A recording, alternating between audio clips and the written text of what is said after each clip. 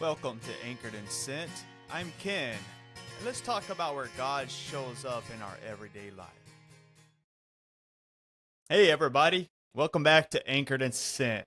I'm your friend Ken, and thanks for hanging out with me for a little while as we do it live. So I just want to let you know, I've decided not to do any editing, and I don't have time to make 100 recordings or do editing, so we're just going to keep this real. If something crazy happens, well, it is what it is. Because this is not about perfection. This is you and I hanging out and talking about life together.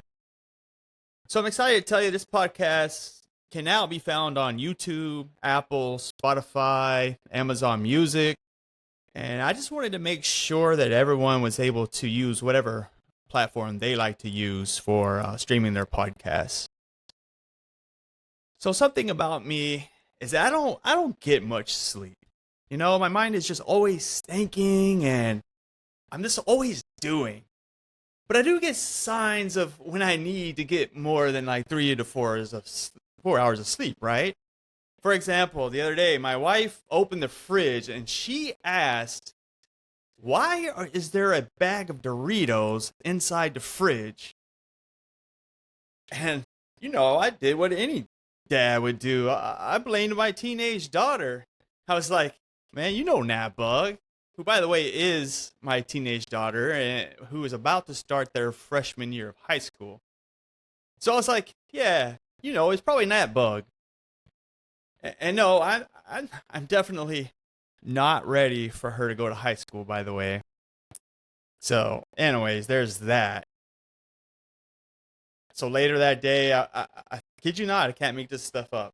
I was searching everywhere for my sunglasses because I needed to go out and cut the grass, and it was bright, and I just want to wear shades, and I got really frustrated, man. I was like, where in the world are my sunglasses? I always put them in the same spot, and I kid you not, I went inside, and I was like, well, I guess it just wasn't meant to mow today. Lucky me. And then I went and reached on top of my head, and there they were. And I was like, oh my gosh. So friends, there's no judging here, right?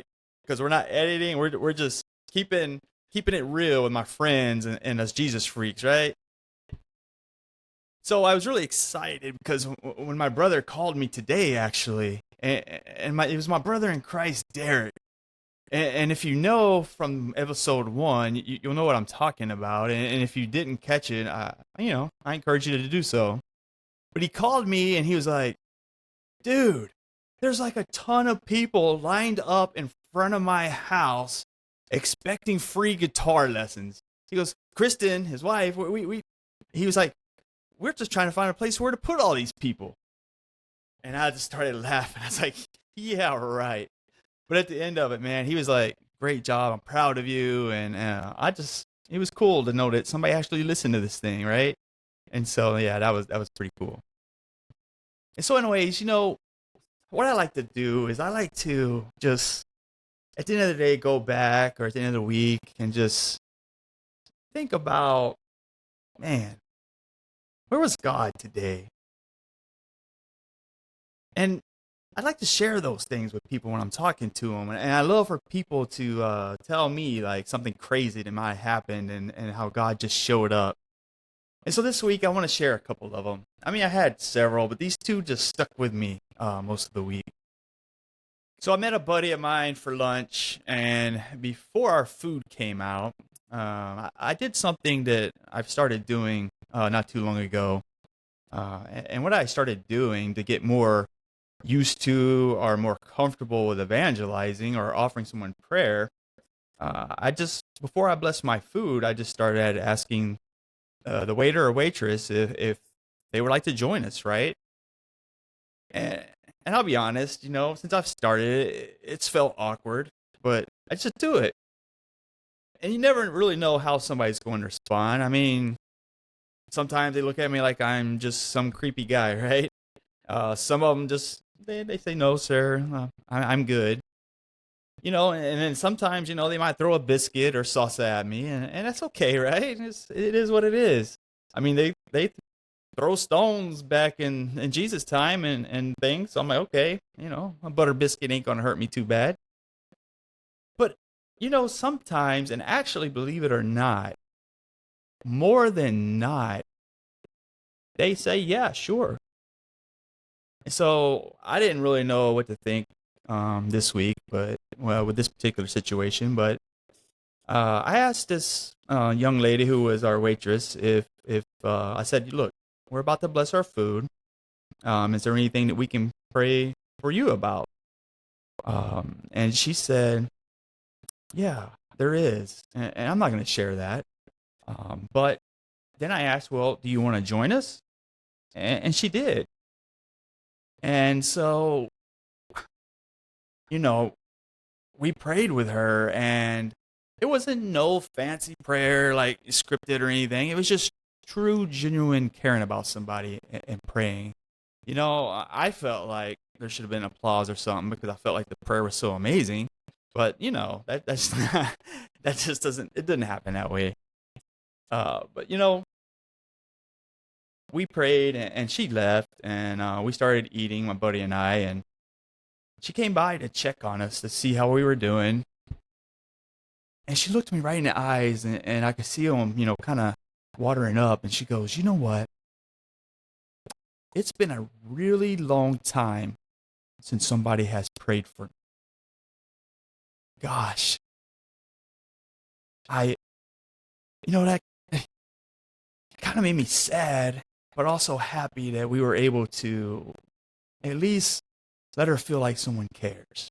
Because God cares for all people. And I think sometimes we just get overlooked, or maybe we just hang out with people that don't pray. And so, I don't know, that one just stuck with me all week. I kept thinking about her and I keep lifting her in prayer. And I'll be honest, I can't even remember her name. I can't even remember to comb my hair in the morning. But I know that God knows, right? And so there's another God sighting that happened on Saturday. And I'll just begin by saying, I don't get many Saturdays to drive out of town about 3.5 to 4 hours and hang out with my son and my daughter-in-law. But, I drove Friday night, and it took most of the night, and got to his house and had about 2 hours sleep. And anyways, we haven't fished together in a while, so we woke up early and we headed out fishing. My son's been telling me about these cool spots that he's found out in East Texas and this and that. And anyway, so we take off in the little John boat. And when I say the little John boat, it's the old 80 model, they got the little 3 sections you could sit. So, I mean, this little, where we put in, looked like a ditch, a little bayou. I mean, there wasn't much to it. I mean, if you're from Louisiana, it kind of looked like the swamps, right? And so he goes, and I was just looking at him like, are you sure about this? He's like, Dad, I got you. Don't worry about it. I know the way. I know where all the logs are at. And I was like, the logs? All right, man. So we were going through this tiny little sketchy looking waterway, and I tell you, I was pretty pretty nervous about it the whole time. And then we get to this little part, and he's like, okay, this is where it gets a little sketchy. And I'm like, what about the rest of the rest of the ride that we just went through? That was pretty sketchy. He goes, no, I need you to sit in the front and be on log duty. And I'm like, wait, what? Log duty? You're talking to the blind guy, right? Why would you put me up there? So, I did it. So I was up on the very front of the John boat, and it gets real narrow right there. And I was looking over, and, I was trying not to squirrel because I squirrel all the time. I'd be like, ooh, bird, or ooh, what kind of animal is that? Oh, I better look for logs, right? And we got there, and no issues. We had no problem at all. So I was like, oh gosh, I did a good job. So we finally get to our spot, and of course, just to give you a summary, I mean, I got out fished. Every little tiny catfish I caught, I got finned. We were using some strange, stinky concoction of liver mixed with Kool-Aid. I don't know, and it smelled like garlic. But we did catch a lot of fish. It's just, my son did a lot better on that. So, anyways, we had a good day. I can't remember exactly how many we caught because I can't remember anything, right? But we came home, or we were heading home, and the same thing, because the first part you go through is the sketchy part. I was like, man, I got this. So as I was standing there, I didn't see any logs, but all of a sudden, bam! And you'll never believe this, but I went overboard. And let's just say there's probably different versions of that story, but all I know is that I went right in. And the only thing I was really worried about, because the water felt kind of good, to be honest, was making sure my phone didn't get messed up, or my wallet, right? So, anyways, so that happened. And I think God was definitely in that moment, because I didn't injure myself. And, well, my son was just cracking up. So at least, he has that memory. So then it gets a little better. Fishing was done. We went out to eat, had a wonderful time eating lunch at my daughter-in-law's favorite place to eat Italian food in East Texas. And I was kind of leery about that, but it ended up being really good. So we get to their house, and my son's like, Dad, you got to ride my dirt bike. I've got two of them. I want you to start with this one, the one that I just want you to try it out. And so, well, I looked at it and I was like, okay, cool. I mean, this thing looks tiny. I mean, I could barely fit on it. My knees are up high. And I was thinking, well, I love my son, and we'll see what happens. I trust him, right? And so I get on this thing, and I kid you, I'm like, if anything happens, all I gotta do is stand up. So what's the worst that could happen? So we get it cranked up, and he pulls out this other one, and the big one, right? The one that's, oh, this is too fast, Dad. You need to start on that one first. You gotta get used to it. So anyways, as he's doing that, I pull back on the handle, and boom, I take off. And I'm like, oh gosh, this thing's not turning. It's tiny. And I kind of freaked out, right? And I made it go faster, and I went right into a huge thing of bushes. And so it was pretty painful. I was like, oh gosh. So of course I look around. I'm like, hey, cool. Nobody saw that. So I backed it up, and I started going forward.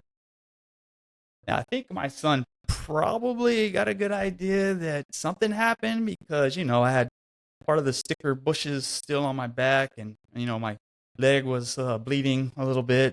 But anyways, it made me feel better to think that maybe he didn't notice. So here I go. Everything looks great. And actually, after that, I got the hang of it. And so then he was like, okay, I think you've done better. So let me show you this one. And anyways, I got on the bigger one, and it was a lot of fun. So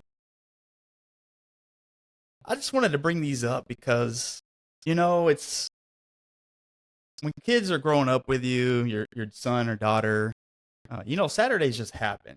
It's like a part of everyday life. And then all of a sudden, they grow up, and you just don't get that anymore. And so I kept just thinking about how thankful I was, even with the cuts and bruises and, soaking wet. My wallet had to dry out, and all that good stuff. I kept thinking, I got to spend time with my son, and that was such a blessing. It really is. And so all week, those two stories kept bouncing around in my head. It was the waitress, Saturday with my son. And at first, they didn't really seem to connect at all. I mean, one happened in a restaurant, right? And the other on a lake and on a country road. One was quiet and peaceful, and the other one, well, I ended up me landscaping, right? But I couldn't quit thinking about them. And then it just hit me. Neither one felt like a big spiritual moment while it was happening, right? They just felt like life. It wasn't until later that I realized that I think God was in both of those moments. I mean, they reminded me of one of my favorite stories in the Bible. If you remember, or if you don't know, it was Jesus right after he rose from the dead, and he was with two disciples, and they were walking to Emmaus.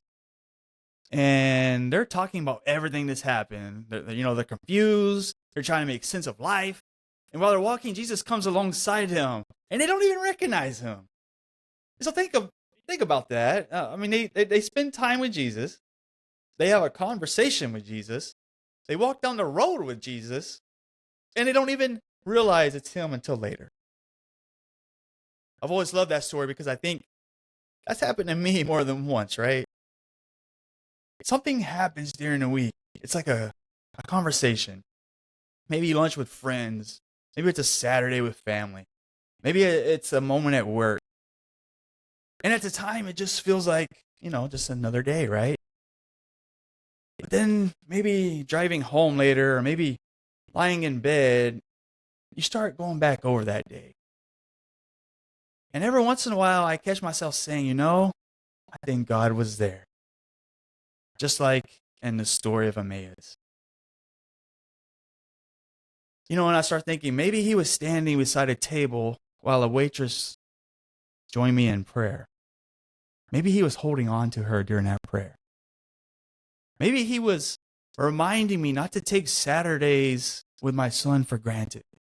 Or maybe, don't always focus on tasks and make time for family. And so maybe he was there all along. It's just I didn't recognize him until later. And so that's what I'm going to do this week. I'm going to slow down just enough to look back. And not because I want to live in yesterday, right? You always want to look forward. Because I don't want to miss where God has been walking beside me that day. He's always there. But where do I need to pay attention more? And friends, if you have one of those moments this week, I would absolutely love to hear about it. It doesn't have to be no huge miracle. You don't have to talk about, your wife walked on water or anything like that. It might just be a conversation. It may be a funny moment. It may be something you did. You made a bad choice, but ended up being okay. It might have been something, I have no idea. God shows up in everything. It's just, where do you notice him? And those are the stories I want to hear, because we're not alone. We're never alone. God is always with us. It's just, are we going to recognize him and talk to him during our day? And so I would love to hear those stories and actually share those on some future episodes. People need to hear how God is actively still at work. And I promise, if you reflect each day, something will start connecting. And it may be small, it may be funny, but I believe God has a sense of humor. And I can tell you all kinds of stories of why I even think that. But there's several times I'm like, okay, God, I see you. I see what you're doing here. And so send me an email about your experience, and you can do that at anchoredandsent@gmail.com. And so make sure to spell out the word and, A-N-D, and not use the symbol like in the podcast. So friends, thanks for hanging out with me today. I hope these stories give you encouragement, because the truth is, God is always actively at work. We just need to learn to recognize it. And when we do, let's share it. Let's just tell somebody about how God just showed up in a moment you just did not expect. So until next time, stay anchored in Christ and be ready for where he sends you next. Friends, peace and grace be with you. Thanks for joining in.